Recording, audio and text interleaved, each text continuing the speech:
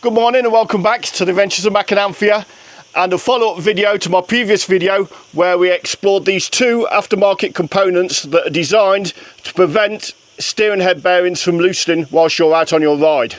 So if you watched my previous video, if you didn't, I'll link it in at the end of this video. You may recall that we tested two components. We tested this one, which actually slots inside your fork tube and expands and basically replaces the star nut that you know is normally standard, and then this other component which actually bolts complete top to bottom all the way through.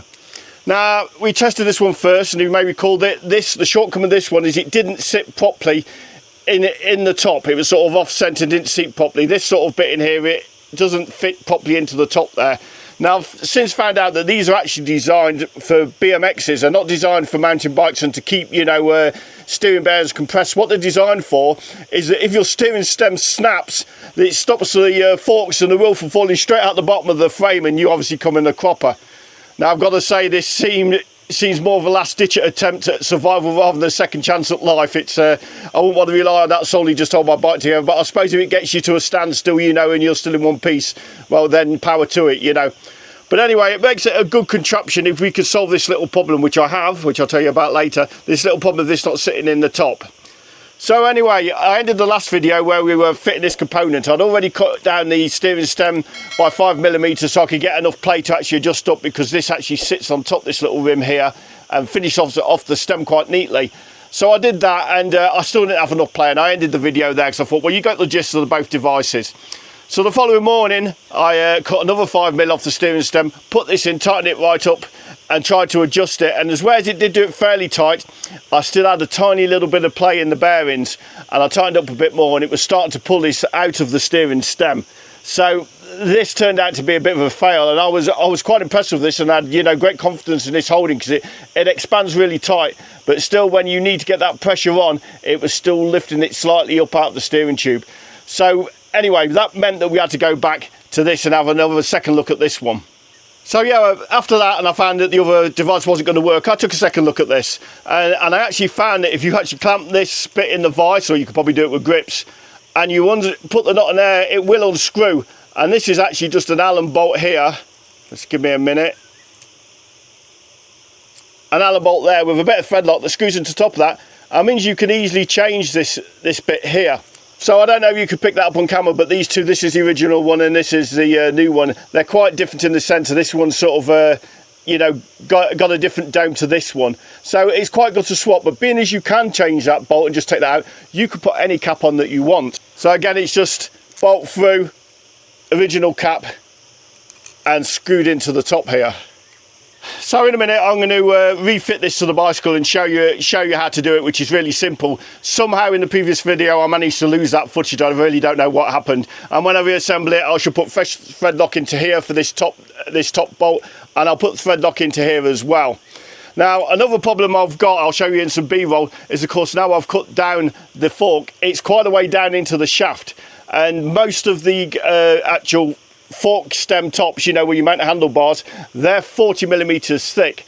But I have sourced a couple off AliExpress, one which is 36mm and one that is 30mm. So if you've had a similar problem, you've cut down your stem and now you find, you know, you're not going to use the system you plan to use, and you're missing, you know, a chunk of stem at the top that you can really do with, I'll stick you a couple of links to them in the description as well. There'll be links in the description for the new head brackets and some of these. Now unfortunately I bought the last one of these from a company up in Andorra, but they do a different one that's very similar, probably even if not a bit better. Now it took a while for them to get the delivery to me, but it wasn't their fault. They used a courier in their area which was very good, which is very poor in my area.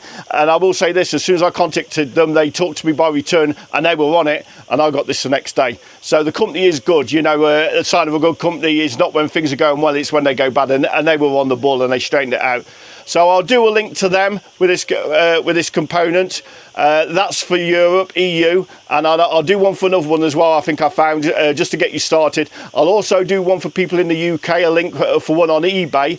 And I will say this, if you do your own search, you have to dig quite deep on Google. I found the phrases that worked the best were bicycle stem lock or just plain stem lock. That was the best search results I got. And then what I did then is I went for more, clicked on images and scrolled down till I saw what I wanted rather than sort of going through the adverts, and then clicked on that, and I found quite a few. US, no problem, they do a lot of these. Okay, so as you probably see from the gauge here, we've got about 14.5 millimeters difference now, where the fork tube is actually down this bracket. So it's quite a way down, so I definitely need to sort of change this one out for the 40 millimeter down to a sort of a 30 millimeter top bracket. I should do that. I'll lose a bit of height, but hopefully I can gain that by not having just a straight bracket, but having one with a slight rise on it. That'll probably make these sit a bit better as well, the instrument panel. So next up, let's get the bracket, get some thread lock on it, and I'll demonstrate how easy it is to fit. Okay, so firstly, before you do any adjustment, obviously you need to loosen these two bolts here if you've got a standard fork. Now, if you've got a downhill fork like me, you not only have to loosen these two, you have to loosen this one here, which also clamps the actual stem, and the lower ones just down below here, they need to be loosened as well, because obviously as you slacken off, the yokes need to move closer, so that won't do that if you haven't got these loose. So it's one here, one the other side, this top one here, and these two here on the downhill forks. And if you've got a normal fork, just these two. So I'm going to take this stem here, I'm just going to put a little bit of thread lock on. Okay, should do us, and I'm going to move round to the other side. Now, what I recommend doing is putting a bit of tape to tape this actual insert in place, otherwise it sort of swivels and moves around and there's no way of sort of lining up those threads. Okay, so I'll move around to the side of the bike and I'll show you how easy this is. And all it is simple, up, through the bottom, down through the top. Often takes a little bit of jiggling.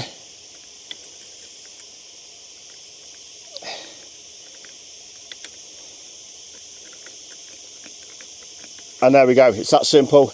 And then it's just a case of tweaking it up, getting the bearings to the tension that you want them, that you're happy with, and then tighten up all the nuts and praying. Okay, so we're going to end this video in a minute. There's just one more thing I want to point out to you, which has just come to mind, which you need to be careful of if you do decide to order this component. Please measure from here to here before you order, because they do vary and all of them don't go that long. Now, I have mine quite long because, you know, I'm quite old. I don't want to have all my weight on my wrists and, you know, my back bent over. And I like my handlebars a bit higher. I mean, some people have them lower, they wouldn't have a problem at all. So yes, you do need to check carefully the specifications to see how much it contracts and extends the stem lock before ordering. Just one thing to be careful of. Okay, so we're going to end that video there. I'd like to thank you for watching. Please hit that like and subscribe button, and I'll see you next time.